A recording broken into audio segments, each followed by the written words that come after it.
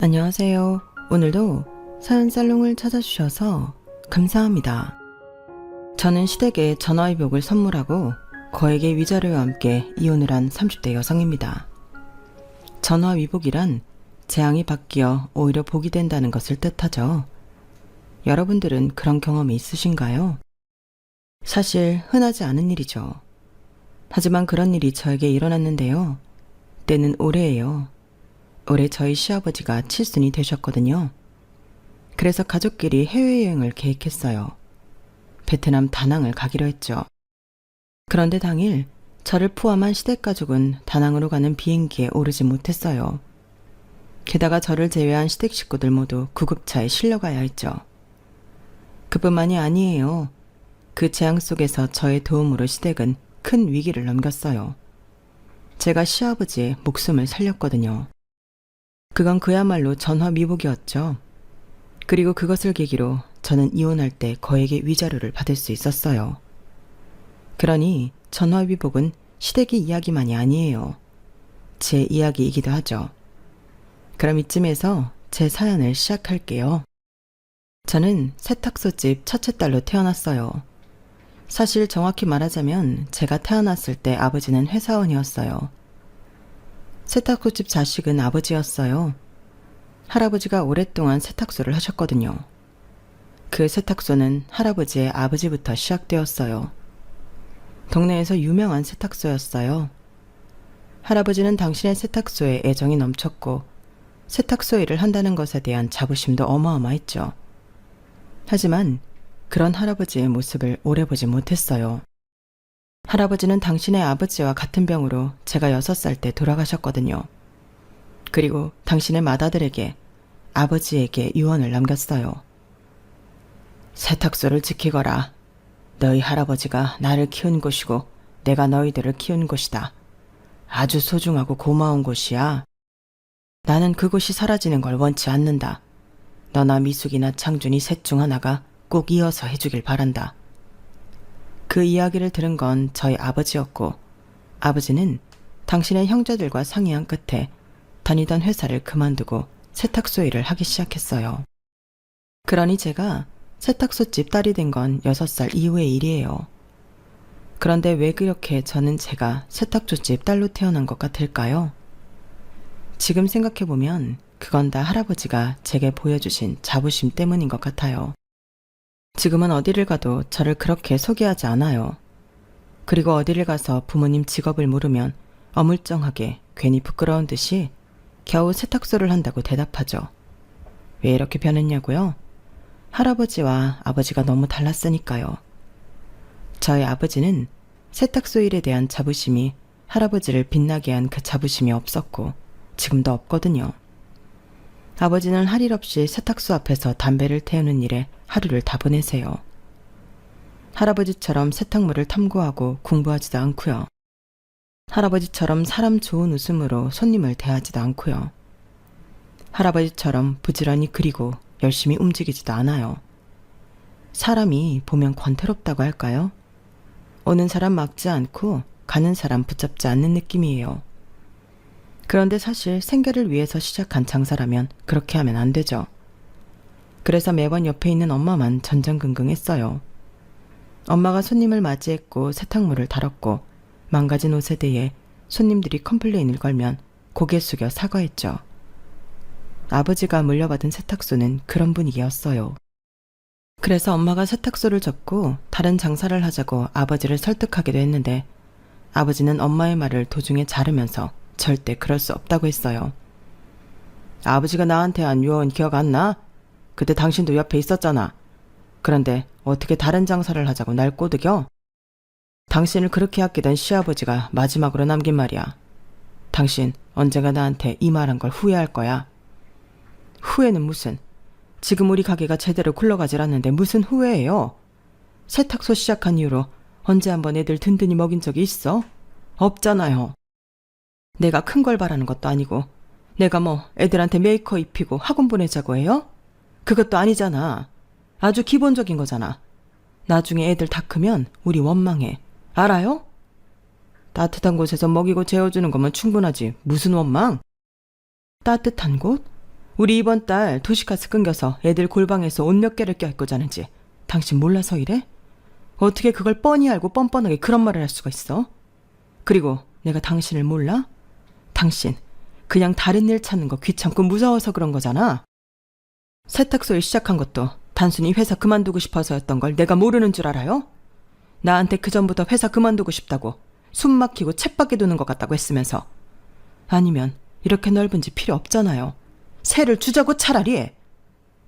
할아버지가 세탁소를 아버지에게 물려주면서 할아버지가 사시던 세탁소 위층 집도 같이 물려주셨어요. 그리고 아버지는 세탁소 운영을 수월하게 하기 위해 이사를 결정했죠. 그런데 할아버지 집은 평수가 넓어서 엄마는 저희 가족이 쓰기엔 적당하지 않다고 생각했어요.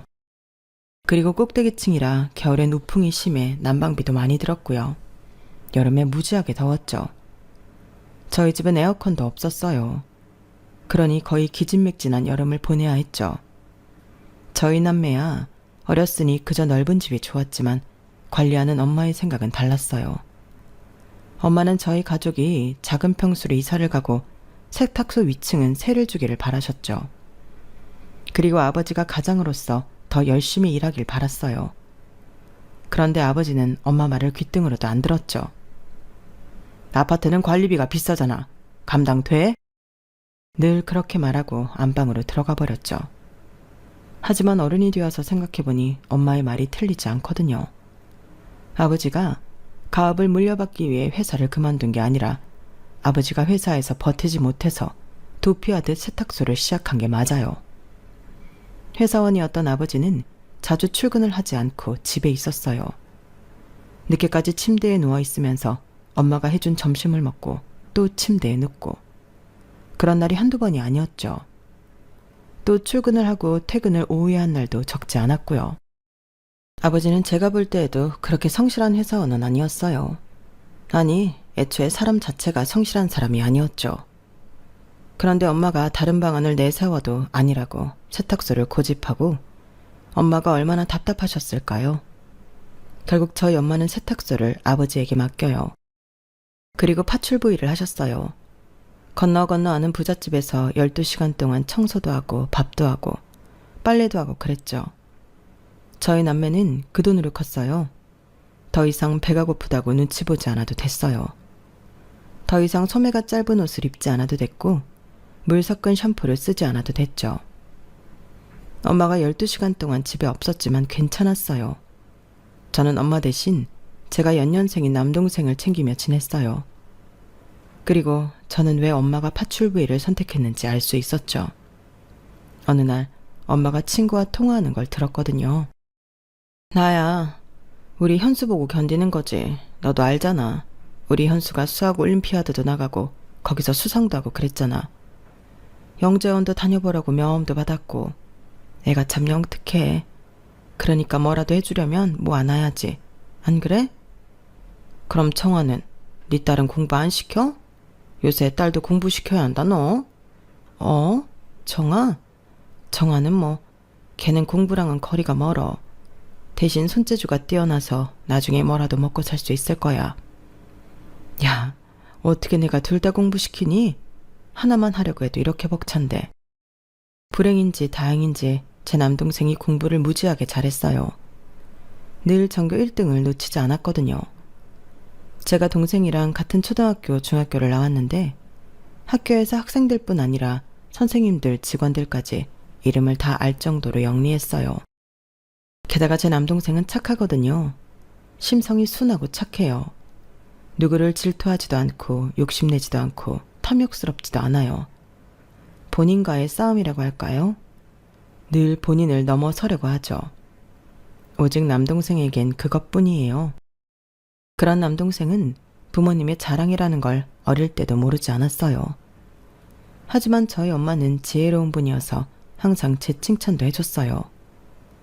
물론 늘 화두는 남동생 차지였지만 그래도 전 엄마에게 늘 고마웠고 그래서 남동생을 미워하지도 않았어요. 하지만 그때의 통화는 조금 배신감이 들었다고 할까요? 제가 남동생보다는 못할 뿐이지 공부를 썩 못하는 것도 아니었어요. 하지만 저는 결국 공부를 못했어요. 여자 상업고등학교에 진학하게 되어요. 대학도 못 갔고요. 곧바로 취직을 했어요. 제가 취직을 했을 땐 남동생은 의대를 목표로 공부를 하고 있었어요. 그리고 엄마가 조심스럽게 제게 남동생의 학비를 조금이라도 대줄 수 있겠냐고 묻더라고요. 아니, 엄마랑 아빠도 해줄 수 있는데 너도 서울살이 하는 친구 있어 알잖아. 서울로 가고 그러면 생활비도 만만찮게 필요하니까. 나 어차피 집에서 출퇴근하면 집세 덜고 생활비도 덜고 그럼 돈이 좀 남지 않아? 그거 동생한테 투자한다고 생각하고 동생 의사 되면 너도 좋잖아. 그래서 저는 처음으로 적금을 들었어요. 동생 학비를 내주려고요. 그렇게 1년 꼬박 모은 적금을 동생 입학금으로 썼어요. 동생은 자기가 목표로 한 대학회 의대에 진학했어요. 엄마는 남동생 입학식 때 눈물을 참지 못하더라고요. 씁쓸한 마음이 가득했어요. 식사를 하는데 불편하더라고요. 그리고 그 씁쓸함과 불편함은 제가 27이 되어 다니던 회사를 퇴직할 때까지 계속되었어요. 엄마는 제가 퇴직하기 전까지 많게는 300만 원, 적게는 100만 원까지 남동생에게 돈을 투자하길 바랐거든요. 주로 요새 허리가 아파 일을 오래 못한다는 이유였고 그래서 제가 퇴사를 한다고 하니 엄마는 크게 화를 냈어요. 왜 잘 다니던 회사를 그만둬? 이직할 생각인 거야? 요새 이직하기 하늘의 별 따기라던데 잘 생각하고 사직서 낸 거야? 그럼 홧김에 사직서 냈을까 봐요. 오랫동안 생각하고 결정 내린 거니까 별소리 하지 마세요. 그리고 아직 이직할 생각 없어. 회사 다니는 동안 너무 힘들었고 잠깐 쉴 거야. 퇴직금 쓰면서 조금 쉴 거예요. 힘들기 뭐가 힘들어? 다 힘들지. 엄마도 남의 집에서 그렇게 일하는 거 쉬운 줄 아니? 다 너랑 남수 먹여 살리려고 그러는 거지. 너는 왜 이렇게 책임감이 없어? 내가 나 말고 책임질 게 뭐가 있는데요? 나보고 남수 책임지라는 말이에요? 아니, 꼭 그런 건 아닌데 그래도 엄마가 일 못하고 니네 아빠가 저러고 있으면 너라도 남수를 도와야지. 하나뿐인 동생이 저렇게 머리 좋고 영특한 동생이 돈 없어서 그깟 돈이 뭐라고 망가지게 둘 수는 없잖아. 그깟 돈이라. 엄마, 나 남수한테 남수 수발 들라고 엄마한테 준 돈 그거 그깟 돈 아니에요. 난 손가락 빨면서 그 돈 챙겨준 거야. 난 친구들 축의금 생일 선물 쪽팔릴 정도로 주면서 엄마한테 그 돈 준 거라고요. 친구들이랑 남수를 비교하니? 그 친구들이 얼마나 갈 것 같아? 다 한때다. 하지만 남수는 네 형제는 평생 가는 거야. 엄마가 분명히 투자라고 했지. 언젠가 너한테 돌아오는 게 있을 거라니까? 그러니까 엄마는 내가 회사 그만둬서 남수 뒷바라지 못하니까 화가 나는 거잖아요. 아니 그런 게 아니라 나는 너를 걱정해서. 뭐가 아니에요. 이제껏 한 말이 다 그 말인데. 솔직히 까놓고 말해서 나도 대학 가고 싶었어요. 나도 대학 가서 친구들도 사귀고 하고 싶은 공부도 하고 그러고 싶었다고요. 그리고 내가 왜 지금까지 버텼는데. 지금 남수 군의관으로 군복무하고 있고 그 뒤엔 일해서 어쨌든 월급 받을 거고 그래서 지금 그만둔 거야. 알고는 있어요? 제가 그렇게 말하자 엄마는 처음으로 제게 미안하다고 말하며 안방으로 먼저 들어갔어요. 그리고 제가 쉬는 동안 저에게 한마디 말을 안 걸었어요.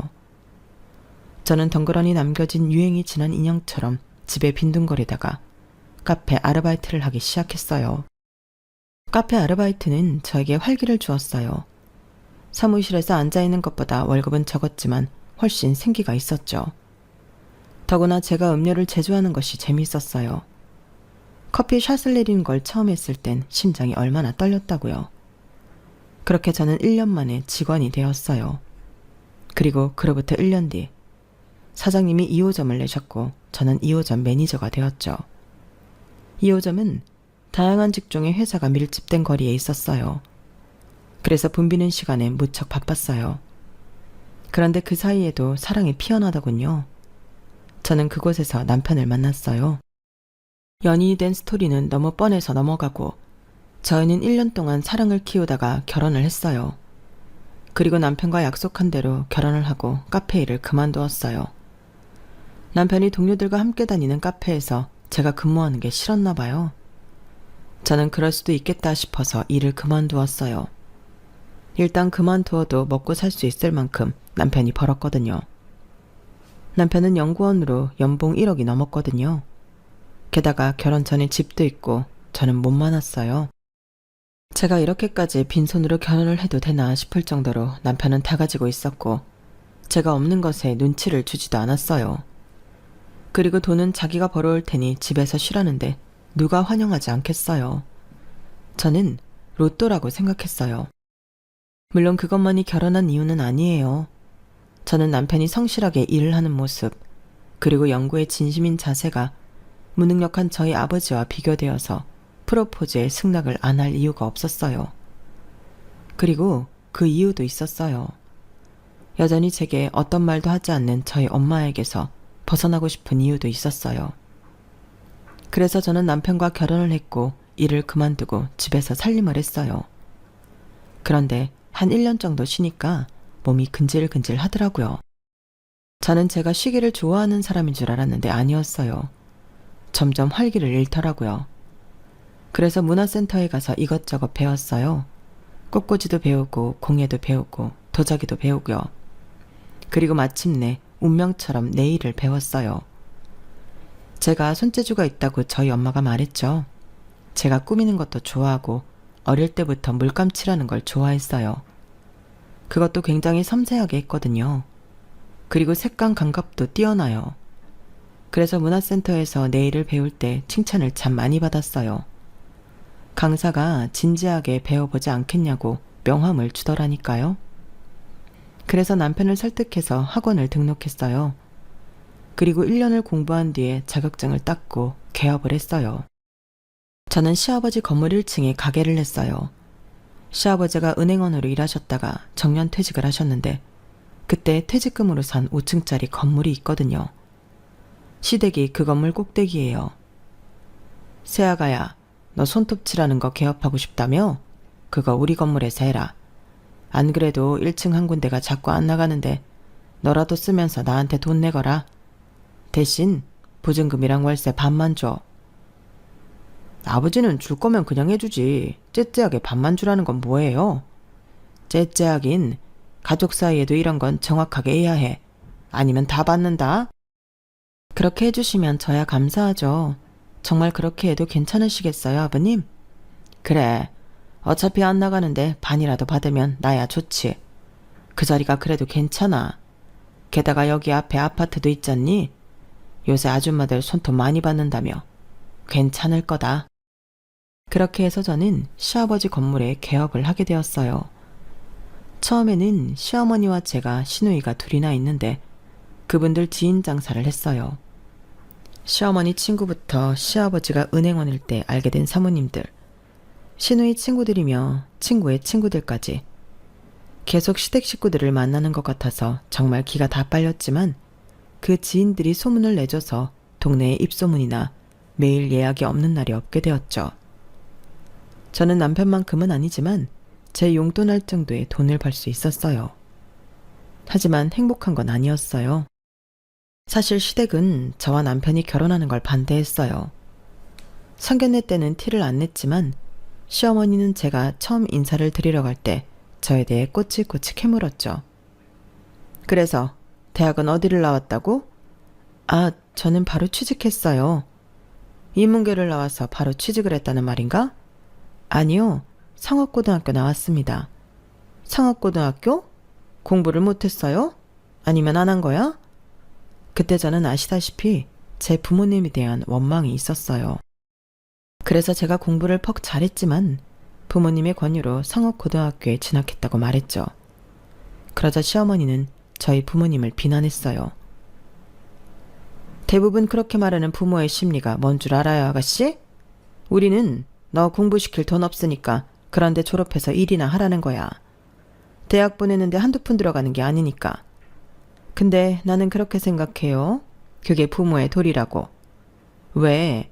잘하는 애 인생을 본인들이 돈이 없다고 망쳐? 그건 부모도 아니야. 게다가 아들은 대학을 보냈다고? 어머, 너무 심하다. 요새도 그런 집이 다 있네? 그거 엄연한 남녀차별이에요. 나는 그것도 무식하다고 생각해. 무식하니까 그런 차별을 하는 거라고.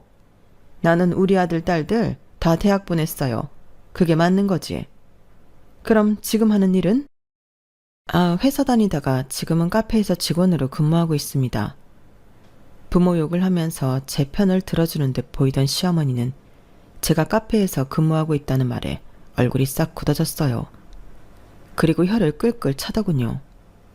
카페에서 직원? 카페가 무슨 직원이 있어. 다 일꾼이지. 뭐 직원이면 아르바이트는 애들보다 더 버나? 썩 그런 것도 아니잖아. 걔네보다 더 일해서 더 버는 것처럼 보이는 거지. 언제까지 할 건데요? 아직은 잘 모르겠습니다. 그럼 우리 은섭이한테 취직하려는 거예요? 아, 혹시 그 주변에 돈 잘 버는 연구원들 많다는 소문이라도 있었나? 그래서 그 카페에서 일하면서 순진한 우리 은섭이 꼬신 건가? 우리 아들이 참 순진해. 그래서 내가 내내 걱정했는데 얘가 사실 여자도 안 만나봤거든. 그러면서 시어머니는 남편 자랑을 시작했고 저는 들어주다가 시어머니가 결혼을 반대하는 거라고 생각해서 낙담하고 있었어요. 그런데 시어머니는 제게 종이 한 장을 내밀었어요. 거기엔 날짜가 적혀 있었죠. 결혼 날짜는 이 날짜로 해요. 시어머니는 의외로 저희 결혼을 허락했어요. 하지만 나중에 알았죠. 그건 38이 되도록 결혼은커녕 여자 한 사람도 데려오지 못한 남편이 영영 결혼을 못할까봐 그 우려 때문이었다는 것을요. 남편이 저보다 8살이 많아요. 남편은 그 사이 결혼을 할 뻔했다거나 결혼하고 싶은 여자가 있었던 적도 없었어요. 나는 오빠 연애하는 것도 한 번도 못 봤어요. 언니랑 연애하는 것도 몰랐다니까요. 그냥 결혼한다던데? 아, 그래요? 제 남편이지만 참 대단하네요. 가족이랑 같이 사는데 어떻게 안 들킬 수가 있지? 그러니까 독한 사람이라니까? 사람이 순해 보여도 아니에요. 아, 뭐 어쩌면 너도, 아니 언니도 사랑하는 건 아닐지도 모르죠. 그냥 우리 엄마가 결혼할 나이 됐을 때부터 하도 결혼하라니까 데려온 걸지도? 네? 아, 농담이에요, 농담. 그나저나 오늘 나 이후로 손님 없죠? 올라가서 포장 좀 같이 해줘요. 그리고 저보다 나이가 많은 시누이 2명도 저를 참 많이 괴롭혔어요. 첫째 시누이는 저보다 4살이 많은데요. 시아버지 건물 2층에서 온라인 쇼핑몰을 해요. 원래는 쇼룸을 하고 싶어 했는데 남편이 근처 중학교 교사인데 반대했다고 하더라고요. 그래서 첫째 시누이는 시도 때도 없이 아래층에 있는 저를 불러서 포장 아르바이트를 시켰어요. 내가 할 수 있는데 언니가 정성스럽게 한 아트가 망가지잖아요. 그리고 난 연장 손톱이라 부러지면 어떡해요? 그리고 온라인 홈페이지에 올릴 사진을 찍으러 같이 카페에 갈 때도 있었어요. 그럴 때 전 운전기사뿐 아니라 사진기사도 해야 했고 제가 사진을 잘 찍는 편이 아니라 잔소리도 들어야 했어요. 그리고 시누이는 2명의 조카를 꼭 제 가게로 하원시켰어요. 조카들이 6살, 4살인데 둘 다 딸이고 시누이를 닮아서 좀 야단법석해요. 좁은 네일샵을 뛰어다니는 건 기본이고요. 인조 손톱을 자기 손톱에 붙이려 하고 매니큐어를 칠해달라고 떼쓰기도 해요. 그리고 시누이가 가끔 아무도 없을 때 제 이름을 부르거든요. 기가 막히게 그걸 따라해요. 정아야, 정아야 이런다니까요. 그럴 때마다 혼내면 쪼르르 가서 시누이한테 이르고요. 언니는 애가 그러는 건데 눈에 불을 켜고 혼내면 어떡해요? 그게 매일 반복되어요. 그리고 둘째 시누이는 어떠냐면요. 저보다 2살 많고 미혼인데 화장품 회사를 다녀요. 나이 많다고 가끔 언니라고 안 부르는 건 기본이고요. 시어머니처럼 고졸이라고 가난하다고 사람을 막 깔봐요. 그리고 제가 시댁에 가면 온갖 심부름을 다 시키죠. 과일 깎아와라. 우리 엄마 부엌에 있는데 왜 거실에 있냐. 물 가져와라. 설거지해라. 아무래도 작은 시누이는 제가 식모라고 생각하는 것 같아요. 그래서 제가 애둘러 자리를 피하려고 하면 제 손을 탁 잡아요. 언니, 여기서 이러면 안 되죠. 이런 식으로 하면 아빠한테 가서 확 가게 빼라고 한다? 이렇게 저를 협박한 적이 한두 번이 아니에요.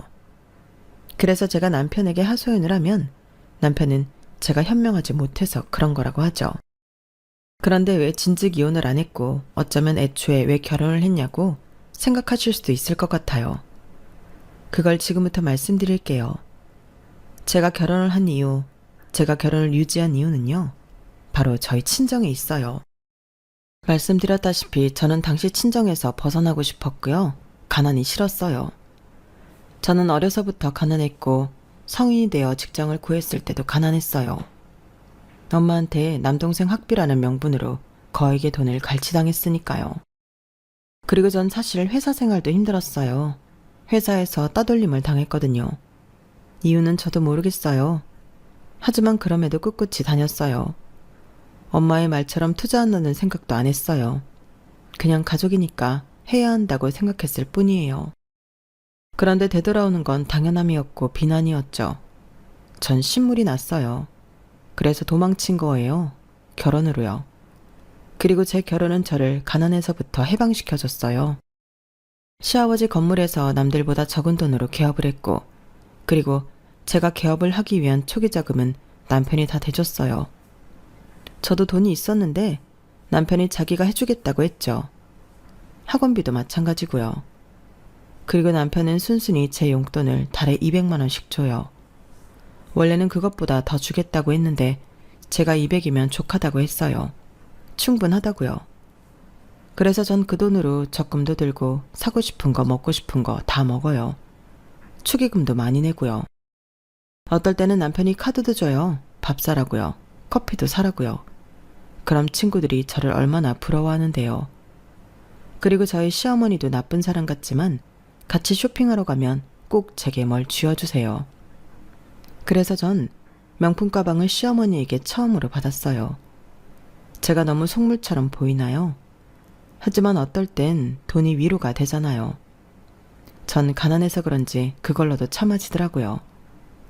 물론 남편과의 관계는 돈으로 해결되는 게 아니었지만요. 저희 부부는 연애 때도 뜨겁진 않았지만 결혼을 하니 모닥불에 남은 불씨만도 하지 못했어요. 제가 품은 온기보다도 못했죠. 남편은 저를 다잡은 물고기 취급했어요. 그건 아무리 돈이라도 위로가 안 되더라고요. 아이가 없어서일까 그런 생각도 했어요. 그래서 1년, 2년 전부터 아이를 가지려고 노력했어요. 물론 저만요. 남편은 들이대는 저를 막더니 아이를 원하지 않는다고 말했어요. 아이를 원하지 않는다고? 평생 이렇게 살자는 거야? 나 딩크족이야. 평생 이렇게 살 거야. 아이를 굳이 왜 낳아야 하는데? 당신 무언가 포기하면서 살 수 있어? 난 못해. 그리고 대체 나한테 뭘 바라는 거야? 다정한? 섬세한? 가정적인? 그런 남편을 찾는 거라면 다른 놈한테 가봐. 뭐? 무슨 말을 그렇게 해? 당신이 먼저 프로포즈한 거 아니야? 내가 매달렸어? 아니잖아. 그런데 어떻게 그런 식으로 말을 해? 그럼 맨날 집에 가면 결혼해라, 결혼해라 이런 말만 듣는데 내가 안 하고 배겨? 나도 지긋지긋했다고. 그게 무슨 말이야? 어머님한테 그런 소리 듣기 싫어서 결혼했다는 소리야? 그럼 내가 대체 이딴 결혼 같은 걸 왜 하는데? 나 누구랑 한 침대에서 자는 거 못 견뎌. 싫다고. 나는 네가 이렇게 질척이는 애인 줄 몰랐다. 몰랐어. 그러면서 남편은 다음 날 침대를 구매해서 서재에 두고 저와 각방을 쓰기 시작했어요. 저는 남편에게 화도 내보고 울어도 보고 빌어도 봤지만 남편은 요지부동이었어요. 그렇게 1년이 흘렀어요. 1년이 흘러 시아버지가 칠순이 되었죠. 칠순 기념 시댁 식구들은 해외여행을 가자고 했어요. 모두들 찬성했어요. 그런데 도통 시댁 식구들이 구체적인 계획을 안 짜더라고요. 그렇게 3개월이 지나고 저는 나설 수밖에 없었어요. 제가 나서서 계획을 잡았죠. 그렇게 저희는 베트남 다낭으로 떠나기로 했고 제가 이곳저곳에 물어봐 좋은 패키지 상품을 찾아냈어요. 3개월 뒤에 떠나는 것으로 숙소는 1박에 50만 원짜리 풀빌라로 예약을 다 잡았어요. 모두들 만족했고 날짜가 다가오길 기다렸어요. 그리고 3개월 뒤 제가 운전을 해서 시부모님 남편 작은 시누이를 태우고 공항으로 갔어요. 하필 그날 비가 오더군요. 너랑 어딜 가려고만 하면 비가 오는구나? 에이, 그런 게 어딨어요, 어머님. 그냥 우연이죠. 베트남 가면 날씨 좋을 거예요. 날씨가 좋기는 무슨. 베트남 우기래요. 어제 확인해보니까 이번 달 우기더만. 너는, 아니 언니는 왜 매번 그런 식으로 일을 처리해요? 제대로 하는 게 없네. 그나저나 너 운전 좀 살살해라. 비도 오는데 사람 다 어떻게 하려고 그러니? 방지턱 좀 살살 넘어. 뒷좌석이라 불편해 죽겠구만. 살살 가고 있는데 불편하세요? 엉덩이 아파 죽겠다. 그리고 저기 화장실 좀 가자. 배가 자꾸 아프네. 그럼 나도 갈래. 언니 차 좀 세워요. 그렇게 요란하게 겨우 공항까지 도착했어요. 저희 식구들은 식사를 하고 체크인 시간을 기다렸다가 체크인을 했죠. 그런데 제 여권이 없는 거예요. 분명 집에서 나올 때 제가 여권을 찾으니 남편이 제 것을 챙겼다고 했거든요. 자기가 챙겼다며? 내가? 나 그런 말 한 적 없는데. 아까 집에서 나올 때 자기가 그랬잖아. 어허, 난 그런 적이 없다니까. 자기 건 자기가 챙겨야지. 어머, 언니는 못 가겠네? 예약 자기가 다 했는데 어쩌면 좋아? 그러게, 꼼꼼히 다시 한 번 더 확인을 했어야지. 어쩔 수 없네. 집에 가 있어. 나중에 돌아올 때 우리 픽업하러 오는 거 잊지 말고. 그렇게 제가 망연자실하고 있는데 시댁 식구 아무도 남편을 뭐라고 하는 사람이 없더라고요. 그리고 이제 정말 제가 돌아가야 했어요. 시댁 식구들이 피식피식 웃으면서 저를 빼놓고 안으로 들어갔죠. 저는 허망하게 서 있다가 시댁 식구들이 모두 들어간 것을 확인했어요. 정말 아무도 저와 함께 집으로 돌아간다고 말하지 않더군요. 하긴 남편조차도 저러니 누가 그러겠어요. 저는 터덜터덜 공항 밖으로 빠져나왔어요. 그런데 어디선가 구급차 소리가 들리더라고요. 저 멀리에 구급차가 있었어요.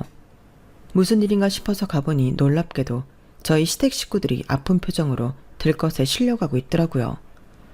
무슨 일이에요? 제가 이 사람들 식구인데요. 그러니 응급대원이 갑자기 식구들이 복통을 호소해 급히 이송 중이라고 말했어요. 그래서 저는 식구임을 밝히고 보호자로 따라갔어요. 남편이 죽을 것 같은 표정으로 있으면서도 제 쪽을 쳐다보지 못하더군요. 그리고 응급차는 공항 근처 대학병원 응급실로 갔어요. 시댁 식구들이 모두 일렬로 침대에 누웠어요. 그걸 보니 가관이더군요. 그리고 의사 선생님이 내려왔는데 대학병원 내과 펠로우로 있는 제 남동생이 내려오더라고요. 사돈 어르신, 누나? 단번에 저를 알아본 남동생이 무슨 일이냐고 묻는데 저는 아는 게 없어서 모르겠다고 했어요. 남동생은 시댁 식구들을 이리저리 보더니 대변 검사를 해보자고 하더군요. 콜레라가 의심된다고요. 그러자 신우가 이러더라고요. 무슨 일이시죠? 혹시 그것 때문인가 싶어서요. 어제 칠순잔치 기념으로 식구들이랑 회 코스 요리를 먹었는데 그것 때문일 가능성이 높겠네요. 그런데 왜 누나는 멀쩡하지? 남동생이 그 말을 하자 시댁 식구들 전부 딴청을 하더군요. 어제 회 코스 요리를 먹었다니 전 모르는 일이었어요. 귀가가 늦은 남편은 어제 분명 회식이 있었다고 말했는데 그게 아니더군요. 저는 남편을 노려봤어요. 남편이 다른 곳을 보더군요. 그리고 신우이가 대변통을 봤더니 얼굴을 붉혔어요. 이걸 어떻게 해요? 사돈 앞에서 이걸 어떻게 하냐고요? 검사는 해야 합니다. 지금 원인이 무엇인지 모르니까요. 그럼 다른 선생님으로 바꿔주세요. 난 절대 못해요. 엄마도 마찬가지잖아. 어떻게 사돈 총각한테 그걸 보여줘요. 절대 안 돼. 절대로. 검사는 검사일 뿐이라니까요. 남동생이 그렇게 말하는데도 다들 얼굴이 새하얗게 변했어요. 그리고 지금 내과 응급은 저밖에 없습니다. 빨리 하고 오시죠. 남동생은 그렇게 말하고 자리를 옮겼어요. 시댁 식구들은 한참을 엉거주춤하다가 배가 자꾸 아픈지 모두 화장실로 갔어요. 그리고 한참이 지나서 돌아왔어요. 다들 얼굴이 붉어진 채로 간호사에게 대변통을 주고 침대에 누웠어요. 그리고 얼마 뒤 남동생이 오더니 콜레라가 맞다고 하더라고요. 콜레라가 맞습니다. 그런데 제가 생각하기에 사돈 어르신 변이 좀 이상해서 정밀 검사를 받았으면 합니다. 남동생이 대장암이 의심된다는 소견을 했어요. 그러자 시아버지가 피식 웃으며 자기는 치질일 뿐이라고 했어요. 그런데 제가 그 말을 듣는데 좀 이상하더라고요. 여자의 촉이라고 할까요? 꼭 검사를 받아야 할 것 같았어요. 그런데 시아버지가 자꾸 때를 썼어요. 그리고 다른 시댁 식구들도 제 남동생이 과잉진료를 하려고 한다며 화를 냈어요. 다들 자리를 피하려고 했죠. 그래서 제가 시아버지를 설득했어요. 아버님, 꼭 검사 받아보세요. 제가 기분이 이상해서 그래요. 검사 비용은 제가 다 댈게요. 그러니까 한 번만 받아보세요. 너까지 왜 그러냐? 나 건강 빼면 시체인 사람이다. 아니면 네 남동생이라고 감싸는 거냐? 검사 결과에 이상이 없다면 어떻게 할 거냐? 괜한 사람 가슴 졸이게 하고 어떡할 거냔 말이다. 그래, 요새 과잉진료 신고할 수 있다던데. 계속 이런 식으로 나오면 신고할 거예요. 맞아요. 왜 괜히 건강한 사람한테 겁을 주고 그래요? 고작 펠로우인 사람이. 그럴 자격이 있긴 해요? 나오든 아니든 손해보실 건 없죠. 한 번만 받아보세요. 제가 이렇게 나오자 시아버지는 검사를 받기로 했어요. 그리고 검사 결과는 대장암이었어요. 역시 대장암 초기시네요. 하지만 초기에 발견하면 완치율이 90%나 되니까 걱정하지 않아도 됩니다. 종양도 크지 않고 치료만 잘 받으시면 되겠네요. 정말 큰 행운입니다. 검사 안 한다고 하셨다가 하신 거라 들었는데 며느리분께 감사하셔야겠어요. 정말 큰 행운입니다. 의사 말에 시댁 식구들은 무척이나 놀랐고 아무 말도 하지 못했어요. 그리고 제가 검사 비용을 내고 돌아오니 시아버지가 제 손을 붙잡고 고맙다고 말했죠. 아가야, 정말 고맙다. 네가 아니었으면 몰랐을 것 아니냐? 검사하라고 해줘서 고맙다. 덕분에 내가 위기를 넘겼어. 아니에요. 아무 이상이 없었더라면 더 좋았겠지만 그래도 초기에 발견되어서 다행이에요, 아버님. 이제 병원 미루지 않고 다니고 치료 잘 받아서 완치하세요. 아버님은 할 수 있을 거예요. 그래, 고맙다. 정말로는 내 생명의 은인이다. 내가 앞으로 더 잘하마. 시아버지는 연신 제게 고마움을 표현했어요. 그리고 그런 시아버지를 보며 시어머니는 옆에서 빈정거리기 바빴죠. 검사해보라고 말한 게 뭐 대단한 일이라고? 말은 나도 할 수 있네요, 뭐. 발견한 의사한테 고마워해야지. 맞아, 아빠 좀 그만해. 유난이야 정말. 사람들이 다 쳐다보잖아. 고작 검사해보라고 한 게 뭐가 대단한 일이라고. 그러니까 언니도 고작 이까진 일로 유세 부릴 생각하지 마세요. 의사가 판단을 잘해서 이렇게 된 거지 언니 덕분 아니에요. 그래요. 의사가 콜레라 검사하면서 이상해서 언니한테 말한 거지. 언니가 발견한 것도 아니잖아요. 그냥 언니는 부추겼을 뿐이지. 그러니까 너무 어깨 올리지 마요. 지금 얼마나 웃긴 줄 알아요? 본인이 의사인 것 마냥. 우스워요. 둘 다 적당히 하세요. 시어머니와 두 시누이가 그렇게 말하며 빈정거리자 시아버지는 듣다 못해 손가락질을 하며 화를 냈어요. 다들 뭐라고 하는 거야? 새아가 아니었으면 나는 검사도 안 하고 집으로 갔을 거고 그러면 늦게 발견되어서 완치율도 낮았을 거다. 내가 죽었을지도 모른다고. 하지만 지금은 완치율이 90%나 된다고 하잖냐. 그러니 새아가한테도 고마워해야지. 그리고 너희 둘은 그게 무슨 말버릇이냐? 그래도 손윗사람인데 대우해줘야지. 내가 그렇게 가르쳤니? 시아버지의 태세 전환은 당황스러웠지만 집안 어른이 그런 말을 해주니 고맙기도 했어요. 하지만 시아버지가 그런 말을 하는데도 시어머니는 옆에서 궁시렁거리고 시누이는 저를 노려보더군요. 그리고 시아버지는 식구들 앞에서 폭탄 발언을 했어요. 내가 이 고마움을 어떻게 표현하고 너에게 어떻게 보답할지 모르겠구나. 일단 생각나는 건 보증금이고 월세고 다 받지 않으마. 지금 당장 보증금은 돌려주마. 그리고 또 뭐가 있을까? 그래, 네 가게 옆에 피아노 학원 있지? 거기 세도 네가 받아라. 너한테 주마. 저는 그 말을 듣고 무척 놀랐어요. 그래서 아무 말도 못하고 있었죠. 그런데 그 이야기를 들은 시어머니와 시누이도 놀라서 한마디씩 했어요. 여보, 그게 무슨 말이에요? 황씨 집안 사람도 아닌데 왜 건물 일부를 저여주게? 그게 말이 돼요? 그러니까요. 아니 아빠, 나한테도 안 물려주겠다고 했던 건물을 왜 며느리한테 물려줘요? 아빠 정말 미쳤어요? 언니, 왜 가만히 있어요? 정말 받을 생각이에요? 이 언니도 미쳤나 봐. 언니가 뭔데 그 가게를 받아요? 세 사람은 시아버지에게 당장 그 말을 취소하라고 협박하듯이 말했어요. 그리고 남편도 마찬가지였죠. 시아버지에게 너무 우발적으로 결정하지 말라고 하더라고요. 저를 제외하고 시댁 식구들은 병원에서 과열되었어요. 소리를 지르고 서로 삿대질을 하고 난리도 아니었죠. 옆에 남동생도 있었어요. 제가 얼마나 부끄러웠겠어요. 그래서 저는 빽 소리를 지르고 이혼을 하겠다고 했어요. 저 이혼할래요. 어차피 저 이 집 식구 아니잖아요. 그렇게 생각하시잖아요. 그러니까 지금 이 난리를 피우고 전에도 계속 저를 무시하고 비난하고 그런 것 아니에요? 그러니까 저만 빠져주면 되잖아요. 저 이혼하겠습니다. 아쉬울 것 하나도 없네요. 오히려 이 집구석이랑 가족이라고 얽혔던 제 사년이 안타까워요. 뭐? 고졸에다 직업도 변변찮은 년 시집 오라고 했더니 너 말 다 했니? 아쉬울 게 하나도 없어? 이게 뚫린 입이라고? 그리고 제가 뻔뻔하지만 한 말씀 드리겠는데요. 어머님 아들 불치병 같은 인간이에요. 아주 고집불통이라고요. 저희 4년 동안 제대로 된 부부 생활 해본 적 없어요. 사랑도 없었고요. 부부의 정? 의리? 이딴 것도 없었다고요. 어머님 아들 딩크족이래요.